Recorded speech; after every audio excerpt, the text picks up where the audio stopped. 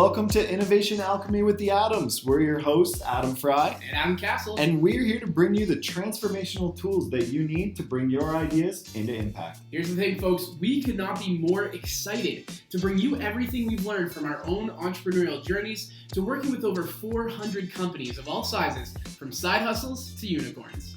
All right, well, on today's podcast, it's part one of a three-part series where we're going to be talking about we're going to give you a roadmap, aren't we? We are going to give you a roadmap. The roadmap through this three-part series on how to grow your business. And how are we going to do that? Well, today we discussed dispelling the myths of what entrepreneurship is like, followed up with tangible tools you can use to turn your idea, the one in your head, into a real business. This is for you folks out there. This podcast is for you folks out there that have ideas in your head right now and you have no idea how to get started.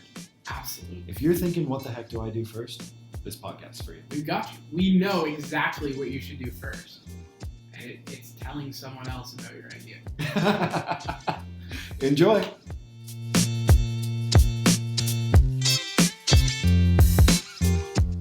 All right, Adam. So today we're diving into the people that have ideas in their head that want to turn them into companies. It's this concept of going from 0 to 1. I've got this idea. I'd love to try it out, but we hear this all the time. What do I do to start? What the heck do I do to get started on this, right?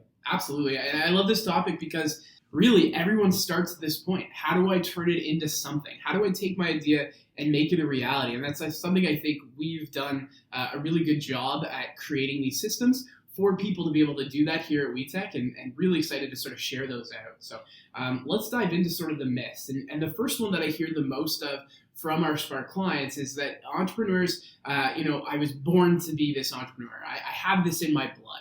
And I think why that's a fallacy is because it's something that can be taught.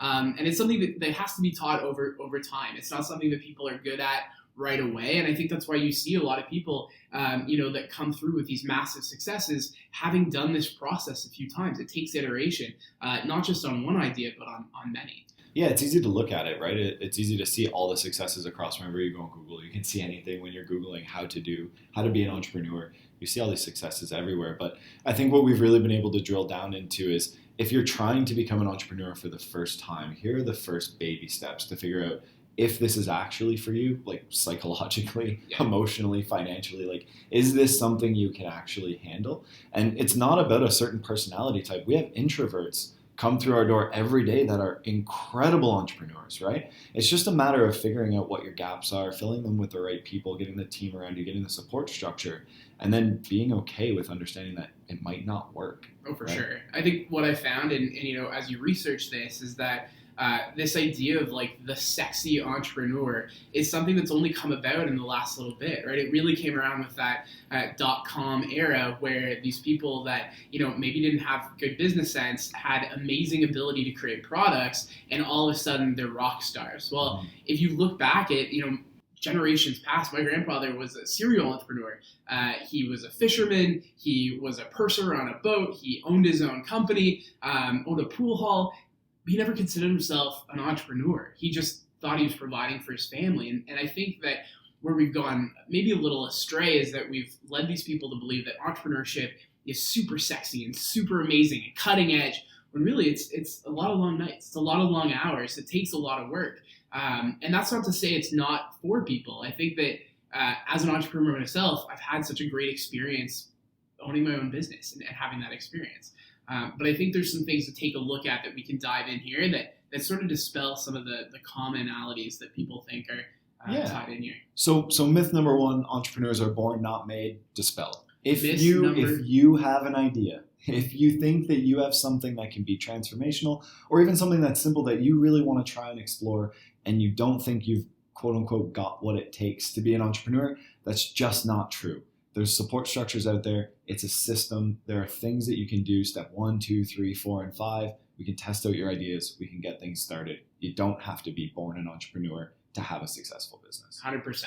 So myth number 2, it takes a lot of money to start a business. This is one we get all the time. Drives us insane. I've got the best idea. I just need $1 million to make it happen. Please don't come into WeTech and say, I've got a game-changing idea if only I had $1 million.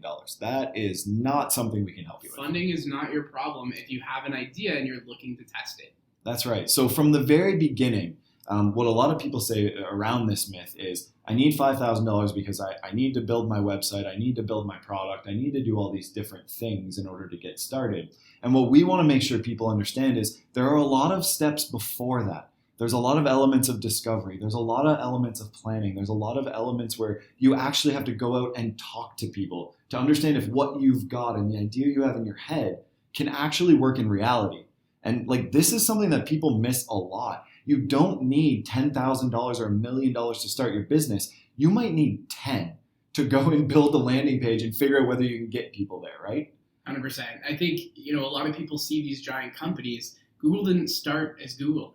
It started as an experiment. And what we're going to get into in segment 2 is how do you do these things? How do you actually build these experiments? So testing out your ideas in a way that doesn't break your bank. It doesn't mean you have to quit your job right away and sell the house. It's something that's really sustainable. And we want to teach that to you today. So myth number 3, you need a business plan to succeed. This one is one that Adam Castle and I, maybe we're on the wrong side of this thing. I'll tell you. It's an unpopular opinion, I'll tell you that much. Could be on the wrong side of this, but we do not believe in business plans for startups, folks. No, it just doesn't make sense. If you're going to create a document that's 90 pages, it takes you 3 months to do, and the minute you're finished it, it's no longer valid, what's the point? We see this all the time. The point of the business plan is to think through structured, how you're going to do this, how you're going to approach things. And there's a lot of merit in the logic of how you might do something. All we're saying is if you're spending 5 to 10 hours building a business plan, I promise you the first thing that Adam and I are going to ask you to do when you come in and meet with WeTech is to test the assumptions you've got in that plan. And you're going to break it in the first week. If you have an idea in your head and you're trying to turn it into reality, we have some tools for you that are going to help you do that without spending all this time planning. We always say this is one of our mantras here at WeTech. Action is greater than more planning. It's about doing in the early stages. It's about learning, understanding, running experiments. It's not about sitting down and spending 10 to 15 hours actually going through this business planning. And here's how we know we're not crazy. Banks, the Business Development Bank of Canada, there's other funding partners that are now accepting entrepreneurs, tech entrepreneurs, and that's a really clear piece. If you want to go and create a bakery, if you want to go out and start a brick and mortar location, business plans are going to be your friend because banks need them in order to give you funding, in order to give you financing. Yep. Fine. But if you're inventing something, if you're creating some sort of innovation, it has to be iterative in order to be relevant.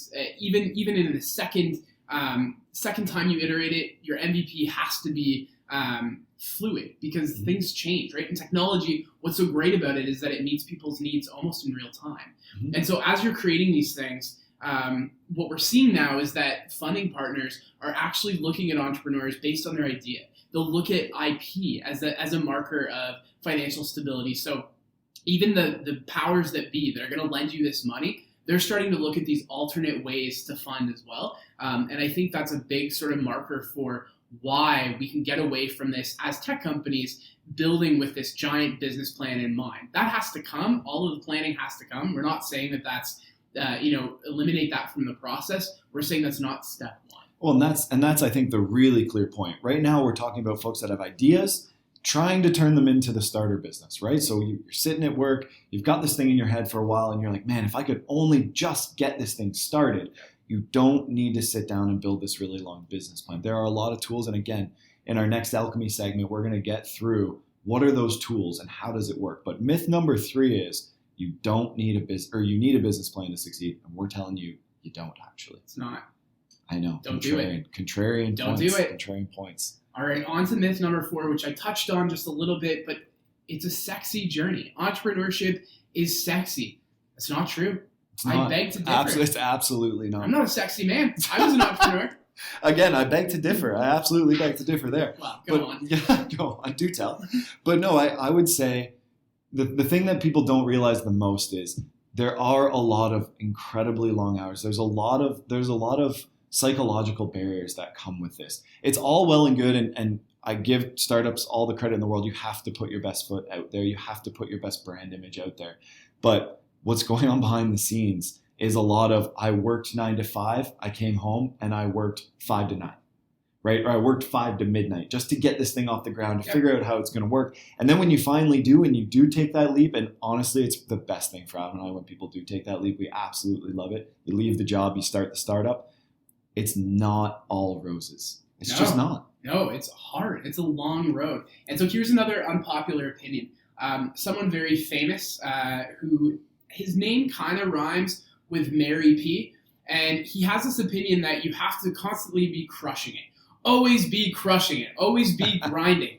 It's not true. And what's really true is that the grind is not going to be as sensationalized as people make it sound. And I think that there's this really toxic sort of piece of notion or paradigm out there that as an entrepreneur, if you're not always grinding, if you're not constantly reaching for that next goal, if you're not making yourself sick by working so hard, then you're not going to make it as a business owner. And that's not true either. There's ways to, you do have to sprint. You do have to get into things and really dive in with your whole heart. However, as you're building that, as you're getting to that customer one position, we can do it so that it's measured, so that you're not losing your family and your sleep and your friends over this idea, right? Well, and we call them systems of scale for a reason, right? Exactly. We build these back-end processes into what you're doing, into your journey from the very beginning, so that when you get to customer 1, 100, 1,000, 10,000, fundamentally your company is going to change and a lot of the systems are going to break, but you're going to understand how to build them back up in a really healthy way. But I think to your point is, if you're always hustling and you're always grinding, it can really, really wear on you. So just remember that as you go through and build these support structures, understand the gaps in your organization, or not even organization, in the idea that you're trying to build and turn into an organization at this point. It's not always going to be, oh, I've sold, right? There's a lot of times where you're going to be at a point where we didn't have sales for a month. What are we going to do? We're going to make some hard challenges. How do we weather that storm, right? I think it all comes down to this one thing. This is something that you told me within the first week of me working here at WeTech, and you said you need to get the entrepreneurs to think about working on their business instead of working in their business. And that's so important, and we're going to uncover why that matters as we go through this process of this podcast and what we want to describe and teach you guys. But really, the most important part here is if you're constantly working in something, you have no ability to work on the idea. You have no ability to improve and to grow. And that's really important as an entrepreneur. You need that in order to survive. Yeah, it's a quantum shift in thinking, right? Because for so long, entrepreneurs who are getting stuff off the ground, or if you're going to take this idea and turn it into something, you have to work in it. You have to be 9 to 5, like constantly working inside of this and trying to figure out how to make this work. But it's really great when our entrepreneurs take that to heart and they actually see the value of spending 2 hours a week, right? Outside of the grind, saying like, okay, what are the systems we have in place here? How can we make this more scalable? How do we make this better? How do we make the customer experience more robust? It's honestly quantum. It's so very important. 100%. So that's myth number 4. It's a sexy journey. And I know that it might be a little bit counterintuitive, but we want to make sure you know what it's like when we're going through this thing. It's not always a sexy journey. All right, our final myth for all of you today. Myth number 5. You have to be young and restless to be an entrepreneur. This is a great one. In one of my first couple of months here at WeTech, we have a fantastic company out in Kingsville. Old Dutch Guys Chocolate. Shout out to Old Dutch Guys Chocolate. And these gents had been entrepreneurs their entire lives. They met each other at just a networking event around Kingsville, decided they wanted to dive back into the journey and figure out how to make chocolate. One of them is able to do wood carvings, so they have these beautiful chocolate pieces of birds and coins. But they went through this step-by-step journey that we're taking everyone through, and they're absolutely crushing it. This isn't something where you have to be in school to do this. You don't have to be 18 or 19 or 20 even to start a company and go. In fact, we're seeing the research now come out. The most successful companies, the ones that get the biggest, are run by 40-year-olds. They're started and founded by folks between 38 and 42. So keep in mind, this isn't necessarily a young person's game. No, I would argue that it's 100% not a young person's game. What I would say is that when you're young is when you try these experiments out. That's right. This is the perfect testing ground because there's less at stake. you won't have a house, you don't have a family. So there's not as much sort of in the air for you to lose when things go badly, and often they do. And why they go badly is because we need to learn from things. Yeah. We have to improve on them. And so I think when you're young and having these ideas is fantastic. And it's not to say don't go after things. But there's when you're less young. risk. There's so much less risk. There's less risk to do it. But that life experience that comes, and I can't believe that I'm now 32 years old and preaching going on 50. Yeah, preaching about life experience to people. But I do see the value in knowing how systems work, how people work, having that sort of perspective on things that's a little bit higher up that time gives you to say, okay, how is this going to work? How can I actually make this happen? What's a realistic way for me to turn this into reality? Well, and even more tangibly, I think about this a lot. One of the reasons I think this happens, and doing some work in the corporate innovation space that we've been working in the last couple of years, you begin to realize that as you live through the challenges of your day-to-day job, you realize that you're not the only one with those challenges. Yeah. And if you could only solve this one part of your day, you would love your job. Or you see how companies are broken from the inside and you're like, we can't be the only company that has this challenge, right? So you leave and you look at ways of doing this. We have some fantastic entrepreneurs that have done just that. They've been working in the banking space for 30 years, or they've been working in the public school sector for manufacturing 30 to 40 years, and they go, oh my gosh, I know how to fix this because I lived it. You have this lived life experience on how to solve something, how to fix it, and it brings a lot of value. Also, you learn how to interact with other human beings. Right? There's this empathy, there's this emotional intelligence that comes with having worked for and with people for a really long time. And so like this myth number 5, that you have to be young and restless to be an entrepreneur, I think is one that we are debunking across the board, across 100%. The world. Any age, any culture, any gender, it doesn't matter. You can be an amazing entrepreneur if you work the system. That's right. If you look at it as a science and you apply the rules that we've learned work 100% of the time, these things can turn around for you. That's right. So, and what we're hoping to do here with going through these 5 myths is to give you a little bit of insight into some of the challenges and some of the themes that we're hearing from the folks at the very early stages that work with us here at WeTech that we call our Spark clients. These folks that have ideas, but they're not sure. They come in with the question, where the heck do I start? How do I turn this into something? They have a lot of these barriers and these walls built up in their mind. So we wanted to start the podcast with dispelling some of those myths. And I think this is a natural point for us. Let's take a little bit of a break. And when we come back, we're going to talk about the alchemy of it. Let's get into the tangible. Here's the actual tools, the techniques. Here's the things that you can do to take that leap and get started. Sounds great. See you guys after the break.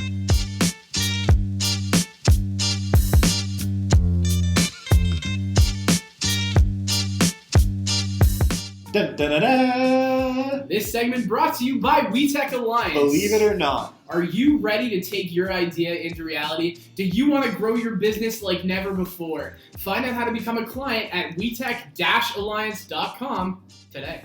Time to get started, folks. Let's go. All right, ladies and gentlemen, we're back on Innovation Alchemy. Welcome.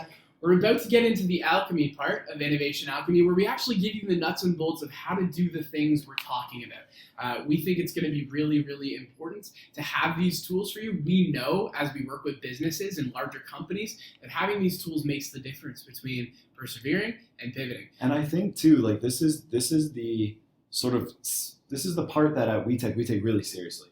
The tangibility of working with people. When you come in and meet with us, you will have accomplished something by the time you left. It's really, really important for us to give you the tangible tools. That was I think it was the word of 2018 or whatever. The word of 2018. Tangibility. You've got to have something get accomplished. That's what this is all about. What's funny is that every client is going to be listening to this are going to be laughing. The very first thing Absolutely. I say is like, look, I don't want to spend an hour with you and you go away wondering what the hell did I just do with my last time.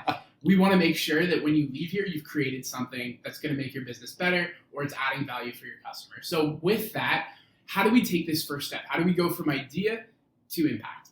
And the best way to do that is to really set your true north. And what I mean by that is a positioning statement that sort of targets 4 key things. And these are things that it seems simple because it's a very small statement, but it actually affects everything that you do from here on out, from planning which customers you're going to go for, the marketing you're going to use, the sales channels you're going to go through. And so what that is are these 4 things. So 1, your target. Who is the consumer target? What slice of population is the most motivated to buy what you do? And why? Your brand, where do you play? Number 2, what is the frame of reference that helps to define the space in the marketplace that you compete in? And this one's really important because there's so many products available. There's new products on the market every single day. And even if you're just testing out an idea, how do we make sure that your idea is going to rise to the top? Number 3, where do you win? What promise will you make to the consumer target that says you're doing things better than anybody else? Thinking about the main benefit to your customer is the most important thing here. And finally, why should they believe you? What support points help you to back up your main benefit? Why are they going to go with you over anything else? And so those things together, we are a company for.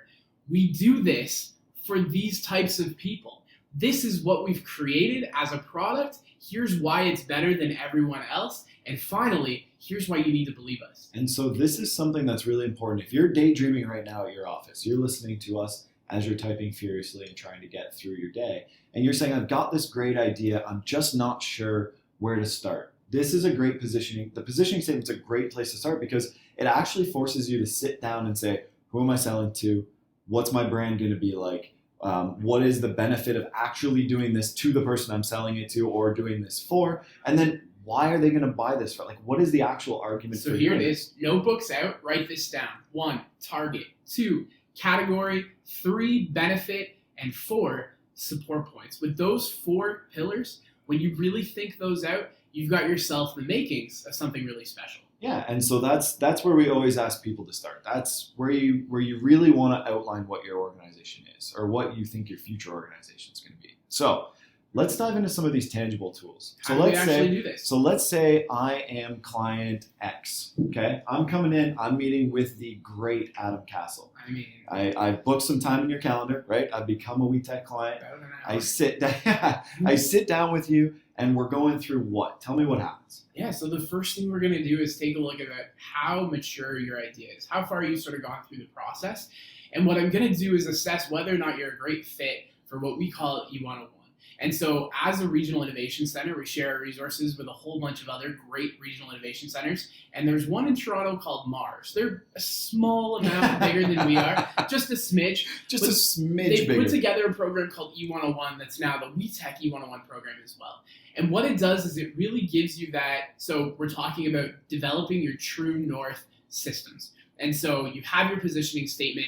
You're going to get to put together really a one-pager that thinks through all of the different things that you need to consider to make this business happen. So E101 is a 5-week course. You get access to it as a Spark client within our portfolio For free. For absolute free. I connect you with the code right at the minute you leave. I send an email that connects you with this, and it's self-guided. So what we're going to do is pull you through this 5-week process. You're going to get the time to really digest what your idea means to you, and what we're going to do is we're going to meet in the middle, which allows you to sort of ask questions and dig deeper into some of the things that you may have sort of come up with as you're doing this process.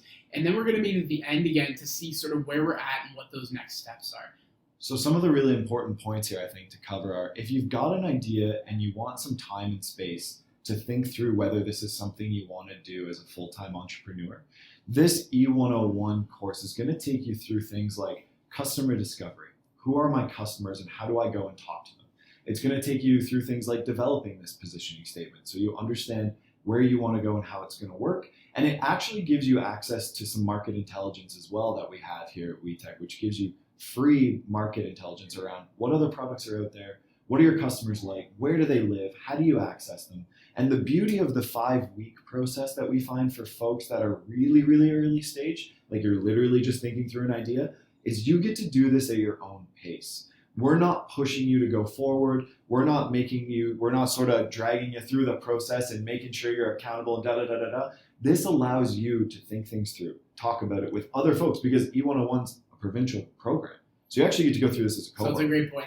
And I think that the next most important point is finding a community. Yeah. Connecting a community that you can really sort of bounce ideas off of and see, what do you guys think? What are you building on the other side of Ontario that could possibly, dovetail into what I'm doing over here? And so finding that community is a big part of this program, but so is making sure that the ideas that you put forward are the best out of many. So if you're like most of the entrepreneurs that come to us, you've probably got more than one idea on the table. What this sort of program allows you to do, and a really good tool that it brings out, is what we call the business model canvas. And the business model canvas is something that you can get for free at any point, but they teach you how to use it in this E101 program really effectively. And where it works, as opposed to a full business plan, is it lets you test out assumptions in different sort of verticals. So it takes your value proposition, it takes your customers, it takes the relationships that you want to build, it takes your revenue, it takes your costs, which is something that no one ever thinks about ahead of time. And it allows you to sort of test those assumptions out in this really safe space, right? It keeps you sort of incubated in this process and allows you to go through the process of, okay, if these are the 6 or 7 key things that I think my business is going to do and need in order to start and grow, how do I test them out? And how do I go out into the wild, as we say in the biz, and actually make these things happen for real, with real customers in front of real people, and get their actual feedback, because that's the only thing that's going to take this from 0 to 1. And so what I love a lot about this is it really touches on a lot of our myths, right? So myth number 1, you need a lot of money to start your startup. No, you don't. You can go through this process with us, which teaches you how to figure out all of the core elements of what you need. One of the other myths we had, you need a business plan to do this. You really don't. You need to be able to actionably test some of the things you're thinking through. You may not know it's an assumption, but I promise you that what you're thinking right now, you're assuming to be true until you actually go and talk to somebody. So maybe this is a really good chance for us to talk about running cheap experiments. That's a great idea. Yeah, so why don't we dive into that? Absolutely. So when you think of building a business, I'm sure everyone remembers playing Jenga as a kid. Nice. And when you take a look at what the business model canvas actually does, is it allows you to pull a block out and see what happens to the rest of the business if it isn't the way you thought it would be. If it's not the same shape and size and color and density that you thought it would be, what does that do to the rest of the assumptions that you've made? And that's really important, because oftentimes what you'll find is that one thing affects everything. And it's really the sort of the psychology or the study of systems that allows entrepreneurs to build effectively. And so how are you going to run these experiments? Well, there's a couple ways to really do that. And the first one, I think, is to look at easy ways that you can get your product into a channel and figure out whether or not people are going to react to it. Is it enough value that people want to buy it? Or is it the enough value that you think it is, right? Yes, like, I mean, 100%. People may buy it, but it might not be for what you actually think, which is really, really important. So I would say if you're going to start anywhere at all, customer validation is number 1. 100%. If you're assuming person A is going to buy your product because of a reason B, you need to actually go talk to person A. Like, go find them. Like, go out there. Go sit at the mall as people are leaving the door and bug the hell out of them as you're going through this. Go talk to your friends and family. Go talk to folks that you think would actually buy this and put it in their hands and say, is this something you would do? And so what I would say is that it's never been easier to do this. And this is what makes me so excited, is because anyone with an idea can test this out. Because we've got something, I don't know, maybe you've heard of it. It's called the internet. And what it allows you to do is it's taking off. Oh, yeah, exactly. Yeah, I heard it's gonna be big. But what it allows you to do is find these people, find these pockets of people that you're gonna approach and say, hey, what do you think of this? And so the first step that you should take is create a landing page. And here's a fact that I'm gonna throw at you. Most of the products that you see on Instagram that get served to you, they're not real. They're not real. They don't exist yet. They're products, sort of fillers for experiments that people are running. Would you buy this? Would you take a look at this? And if so, come on over to my crowdsourced product, because I need your help making this a real thing. So if I'm an aspiring entrepreneur, okay, and you tell me I need to go build a landing page, I'm going to say to you, Adam, I don't have $1,500 to do this. I don't have the time. I don't know how. You know, I'm still trying to figure out a whole bunch of stuff over here that I'm going through with E101. Can you pop that myth? Like, can you break that bubble? So I would say come with me to the World Wide Web, which, again, we're just introducing it here. We know that it's going to take off. Maybe you've heard it, maybe you haven't. That's fine. but there's a lot of websites built specifically around letting people try out their ideas. So Squarespace is a really good one. They've got some built-in stuff that allows you to do a whole lot of e-commerce online. I like Wix for this personally because it allows you to make free landing pages. You don't have to pay Drag and drop, right? Super, super easy. The other thing you can do for this, which I really like, is in MailChimp, you can actually create your own landing pages for this. And really what you want to do is provide yourself with a space that's high converting. And what we mean by that is it's so easy for people to go in, assess your idea, and all of a sudden they've given you their email address. They want to know what happens with this product because they're somewhat invested in making sure that it comes to life. And so this is a really good point about running cost-effective experiments. You need to know what the outcome is you're trying to measure. So let's say, for instance, you've gone through this E101 process. You've decided, I want to make the leap. I want to take the next step. I think I've got something here. What we're saying is you can go out there. We can show you how to build this really cost-effective, $5 landing page that you've got. And we're going to measure whether or not we can get somebody to say, yes, I would buy that without actually buying it, right? Just Exactly. sort of on the guise of doing that. Yep. If you get enough of them at that point, you can either do this pass-fail, right? You're either going to pivot or persevere. 100%. And that's, I know, one of your favorite sayings. You can go through this process and say, okay, I think I've got enough people coming through this. I think I understand that I've sort of hit the challenge, hit the sweet spot. They want what I have. And now I'm going to continue to move forward. 100%. And so once upon a time, I got my master's in sociology. And the thesis that I wrote on this was that the internet has provided us with all of these new cultures that we're able to access at any given time. And it brings people together across the globe, but it's also given rise to a bunch of new cultures as well. One of my favorite platforms for this is Reddit. And Reddit actually allows people to join these subreddits that can be on any subject under the sun. And literally, if you can think of it, there's probably someone already talking about it on Reddit. But what it allows you to do is tap into these communities. And again, it goes back to your true north statement of, I'm building this for this person, and reach out to those people. And while I agree that finding friends and family to take a look at your things is good, I know that I'm way too nice to my friends and family. And they'll probably tell you that as well. He's such a nice guy. But they don't want to give you the actual feedback. And so doing this with strangers is so important. So important. Because you're able to push this out in a different way. And so Reddit now has ads as well, which you can run in specific communities for very, very inexpensively. And that allow you to actually test this stuff out. So Reddit's a great place. I would say Facebook, Instagram, depending on, the type of product you have. And that's maybe a conversation for another podcast is, how do I know where the tribe is that I'm looking for? Where can I find them? It does take some trial and error, and that's okay. That's what all of this is about, is experimenting and finding those people. So if we're to sum up some of the alchemy points of this, so I'm an entrepreneur. I have an idea. I want to turn it into a real life business. Here's some of the alchemy points for you. First and foremost, you need your positioning statement. Make sure that you know who you are, what you want to be, and who you want to interact with. How's it going to benefit them? Step 2, you can go through the process at your own pace. It doesn't have to be a rush job. You don't have to go through this. You can go through the E101 programming. It takes a maximum 5 weeks. You'll get to understand what it's like. Step 3, you can use the business model canvas as opposed to building out a massive business plan. The business model canvas is going to allow you to then, in step 4, run a bunch of little micro experiments that are going to allow you to assess whether or not you've got any validity into your assumptions. You're going to test your assumptions across that business model canvas to see whether or not that works. And I think this really brings us back to an important point. A mantra that Adam and I always talk about, and we mentioned it in the first segment. Action is always better than more planning as an entrepreneur. 100%. Incredibly more important in the early stages. If you're not getting out there and trying to do something and you find yourself brainstorming at the whiteboard every night without actually putting anything into action, you're doing it wrong.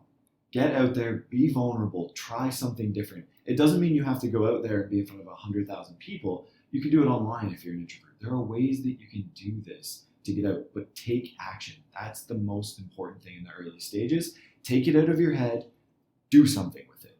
And I think that's what E101 does really well. The positioning statement does really well. The business model canvas in the very early stages does very well, and running these experiments. Exactly. There's something called paralysis by analysis. And it's all too true when it comes to our entrepreneurs who sometimes they'll work on their tech for years without releasing it. By the time they do, the business model's already been used up. Someone else has already gone after that sort of problem, and they've solved it and solved it well. And so one of the things that's really important is getting out there in front of people, showing off your idea, and not being married to that idea. And I cannot stress this enough, because I understand what it is to create an idea, love that idea so much that you want to see it walking and talking and alive in the world. Castle is the king of pilots. This guy loves to try I can't go a single stuff. day without being like, you know what, I'm going to create this program that takes up all of my hours for the next 60 days. But you have to be able to get out there and test it out and show it to people and not be afraid of what that means. And I think that's really important, is if you have an idea and you think it's good, if you're not talking about it, then you're not going to turn it into something.